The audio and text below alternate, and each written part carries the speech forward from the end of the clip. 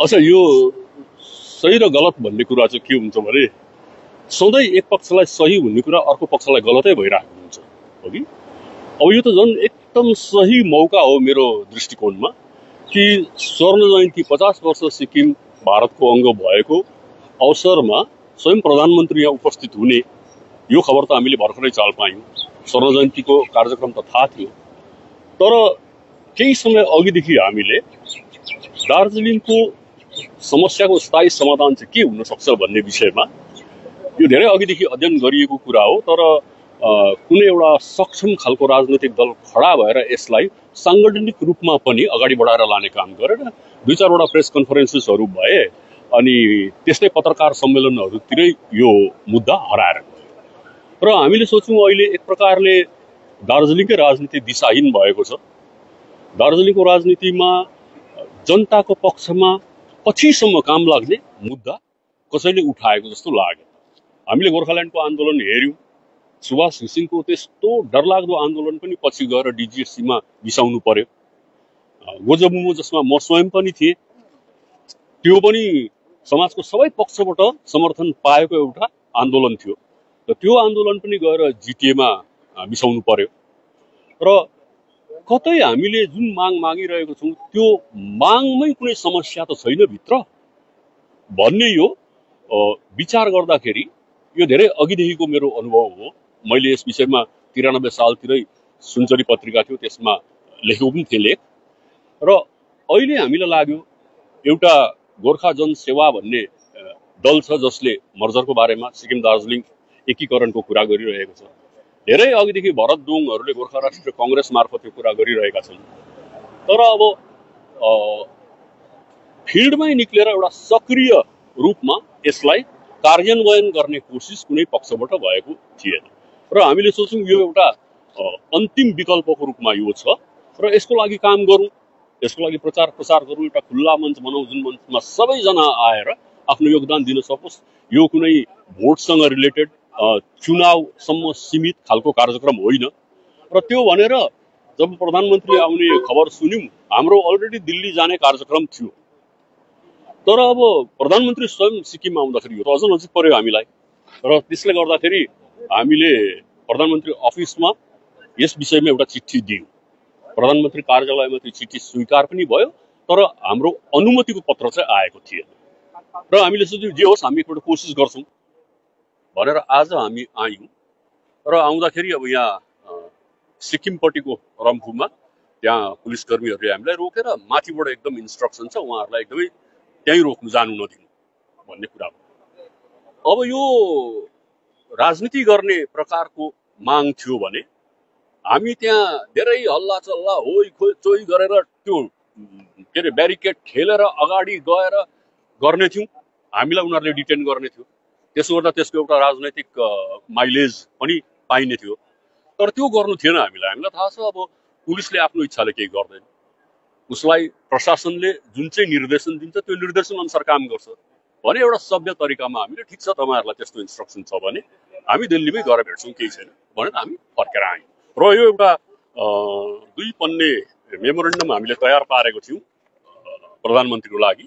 यसमा हामीले 371F मा पनि केही फरक पर्दैन, त्यो अक्षुण्ण राख्न सकिन्छ। अनि 371F चाहिँ कुनै नयाँ इलाकालाई अधिग्रहण गर्न नपाइने प्रावधान होइन। सिमिलर पिपल सिमिलर रिजियनलाई यो गर्न सकिन्छ। अनि यसको दृष्टान्त 1956 सालमा जति बेला स्टेट रिअर्गनाइजेसन कमिसन भयो त्यति बेला बिहारको के अरे पुरुलिया बाङकुडाहरू बङ्गालमा आएपछि त्यहाँ बङ्गाली बोल्नेहरू थिए। त्यसरी नै किशनगञ्ज पूर्णियाको बिहारी भाषीहरू बिहार गए जो बङ्गालमा थिए। हामीले यो एउटा तथ्य पनि हामीले यो एउटा स्ट्रङ पोइन्ट हो जसमा त्यस समयका राजनीतिज्ञहरूले दृष्टि दिएनन्, माने उनीहरूलाई त्यसको महत्त्व पनि थाहा भएन होला। तर यत्रो वर्षदेखि आज स्वाधीनताको 75-76 वर्ष लाग्दैछ, यो 76औं वर्षमा पनि हामी एउटा नन बेङ्गली स्पिकिङ पिपल दार्जिलिङकोहरू एउटा बेङ्गली स्पिकिङ मेजोरिटी स्टेटमा जबरजस्ती बसिरहेको छौँ र त्यसले गर्दाखेरि अब सिक्किमको पनि आम मानिसले यो कुरा बुझे, दार्जिलिङमा पनि आम मानिसले यो कुरा बुझे। विशेष कुरा त के हो भने दिल्लीले यो कुरा बुझ्यो भने यसलाई कसैले रोक्न सक्दैन, किनभने यसमा पोलिटिकल राजनैतिक इच्छा शक्ति चाहिन्छ। यदि प्रधानमन्त्री मोदीले चाहे भने यो मिल्कमा हुने कुरा हो। यसमा अडचन अप्ठ्यारो केही छैन। नयाँ राज्य बनाउनु परेन, नयाँ राज्यको टोटल सेटअप नयाँ गर्नु परेन। अलरेडी एउटा एक्जिस्टिङ राज्यको एउटा भाग हुन्छौँ हामी। अनि हामीले सिक्किमलाई फेरि यो भनेको होइन कि हामी सिक्किमले त के पनि बुझ्छ भने जम्मै दार्जिलिङहरू बेडिङ बिस्तर बोक्यो सिक्किम आउँछ भन्ने सोच्छ।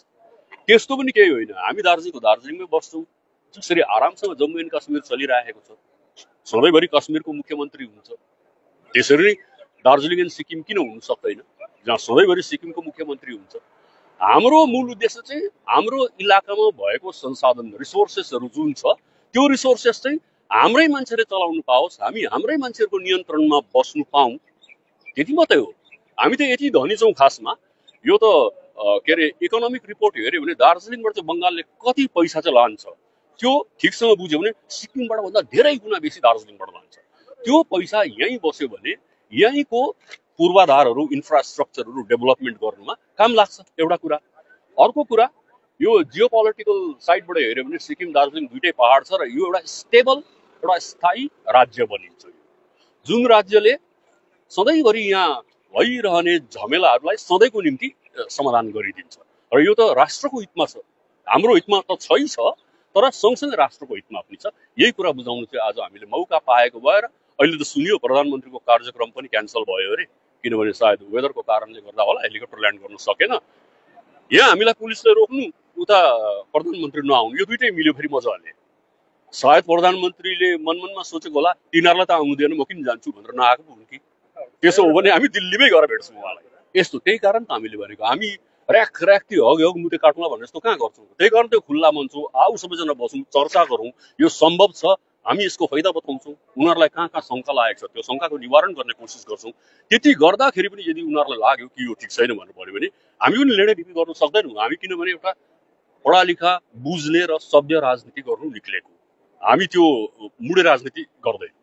अब यो 1200 सहितको कुरा जहाँसम्म उठ्छ, के भयो त रिजल्ट के निक्ल्यो? त्यो सेन्टिमेन्टदेखि बाहेक अरू के छ? के पायो त्यो 1200 शहीदहरूले? सायद कतै गलत कुराको लागि त उनीहरू शहीद भएन, बुझ्दै नबुझिकन, किनभने नेताले हुच्याएको कारणले गर्दाखेरि यो पक्कै हुन्छ भनेर सम्झे। तर नेतासँग त्यहाँसम्म पुग्ने कार्यक्रम थिएन, त्यो रणकौशल थिएन, त्यो अध्ययन थिएन, जसको कारणले गर्दा त्यो सम्भव भयो।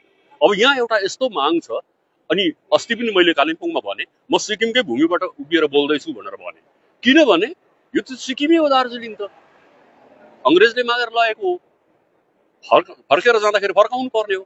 छोगेलले कति टाउको दुखाए त्यसको लागि। होप नामगेलले दार्जिलिङ ग्रान्ट भनेर आर्टिकल लेखिन्।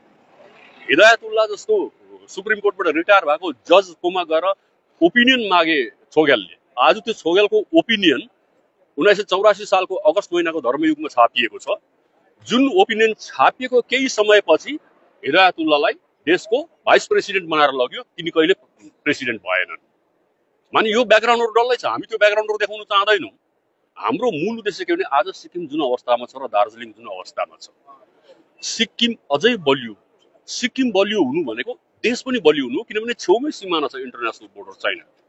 अनि यहाँ गोर्खा बहुल अब एउटै खालको मान्छे त छन् सिक्किममा पनि दार्जिलिङमा पनि, गर्दा एकै खालको पपुलेसनलाई दुईटा भिन्दै भिन्दै प्रकारको व्यवस्थामा आजसम्म बस्नु परेकोले गर्दाखेरि जति उन्नति दार्जिलिङको रिसोर्सको आधारमा हुनु पर्थ्यो त्यति भएको छैन। हामी चाहन्छौँ we want to control our resources for our own people, त्यति हो। हाम्रो चिया, हाम्रो कुलाइन, हाम्रो त्यति राम्रो हावापानी, टुरिज्म, यो जम्मै त अङ्ग्रेजको पालादेखि यता बङ्गालमा पसेपछि त एउटै पनि त भएको छैन। त्यसले गर्दा हामीले भनेको यहाँ सब कुछ हुन सक्थ्यो, तर इच्छा शक्ति बङ्गालको छैन। हामी सायद बेग्लै भाषा बेग्लै जाति भयौँ, जसले गर्दा जति माया गर्नु पर्ने थियो आफ्नो राज्यको नागरिकहरूलाई त्यो माया हामीले पाएन। र त्यसले गर्दाखेरि गाली गरे भने पनि आफ्नै भाषामा गरोस् बरु सिक्किमले, दुःख बुझाउनु पनि सजिलो सिक्किमलाई। र त्यो भनेर अब सिक्किमले बुझिदियो भने यो एउटा एकदमै दूरदर्शी कदम हुन्छ र साँच्चै नै भारतको 22वां राज्य चाहिँ देशको एउटा सबैभन्दा बलियो राज्यको रूपमा परिणत हुन सक्छ यदि यसलाई सही प्रकारले बुझेर यसलाई कार्यान्वयन गर्ने। हाम्रो भनाइ त्यति नै हो र यही कुरा चाहिँ हामी माननीय प्रधानमन्त्री मोदीलाई पनि भन्नेवाला थियौँ र त्यही कुराहरू चाहिँ यहाँ देखिएको छ। अब यो आरोपहरू त के अरे ज्योतिष विद्या पढ्नेहरूलाई लगाउन सक्छ। भोलि म के गर्नेवाला छु आज उसले कसरी भन्नु सक्दैछ? अनि जति बेला म चौकीमा थिएँ एज एमएलए, आजसम्म अरू कुनै एमएलएले मैले जति काम गरेको देखाइदियोस्।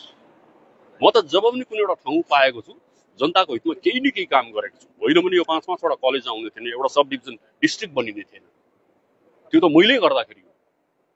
अनि मलाई एउटै कुरा विश्वास लाग्छ, माने क्षमता के को लागि पाउँछ? क्षमता त जनताको लागि हो नि। अनि जनताको पक्षमा त्यो क्षमतालाई प्रयोग गर्नु नसक्ने व्यक्तिहरू निर्वाचित भएर गएको कारणले गर्दाखेरि चाहिँ पहाडले दुःख पाए। अब गोर्खाल्यान्डको कुरा गरौँ, आज किशोर प्रधानहरू गोर्खाल्यान्डको कुरा गर्दैछ। अरे सुभाष घिसिङ र विमल गुरुङको जतिको बलियो र डरलाग्दो र सबले समर्थन गरेको आन्दोलन कसैले गर्नु सक्छ? यति छन् तिनीहरू। अनि यो चाहिँ कहिले सोच्दैनन् किन चाहिँ दिनु मान्दैन भनेर। आज गोर्खाल्यान्ड शब्दसम्म उच्चारण गर्नु नसकेर पर्मनेन्ट पोलिटिकल सल्युसन भन्दैछ केन्द्र सरकारले। त जुन सरकारले त्यो शब्द उच्चारण गर्न चाहदैन त्यो सरकारले अलग राज्य दिन्छ? अच्छा दिँदैन भने किन दिँदैन त? त्यो बारेमा केही अध्ययन गरेका छन् हाम्राहरूले? रणनीति छ के गोर्खाल्यान्ड गर्ने? कि चोक बजारमा भाषण दिँदाखेरि हुन्छ गोर्खाल्यान्ड? त्यस्तो भाषण त जेएनएलएफको समयमा जति भयङ्कर त कसको भयो? सम्भव छ? त्यो पहिल्यैदेखि त्यहाँ गयो भने खाडल छ भनेर सबैजना खाडलमा 86 मा पस्यो, 2007 मा पस्यो। देख्दा देख्दै अहिले साथीहरू त्यो खाडलै राम्रो छ त्यही पाउँछ भनेर भन्दैछन् भने मैले त शुभकामना दिनु बाहेक अरू उनीहरूलाई केही पनि भन्नु सक्दिनँ। भिरमा जाने गोरुको उखान हो, राम मात्रै भन्नु सक्छु।